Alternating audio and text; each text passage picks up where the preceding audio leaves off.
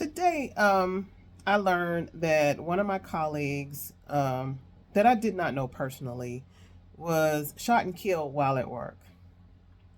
Shot and killed while at work.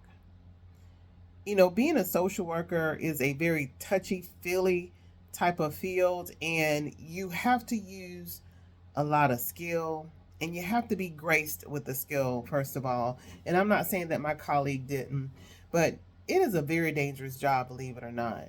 You never know who or what you are encountering. And when I say what, I mean spirits.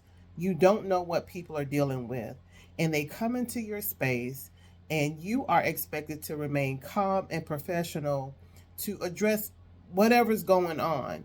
And a lot of times, in certain areas, certain arenas, social workers are called in to mitigate what is going on. We are put into some dangerous situations. And I don't know the circumstances around my colleague being murdered at work, but it's the second murder in about 90 days or 120 days of a social worker killed on the job. Not child welfare, dealing with adults whom they say may have mental illness or whatever the case may be. So, to my social workers out there, y'all be vigilant. Pay attention to your surroundings. Pray before y'all go to work if you are believers.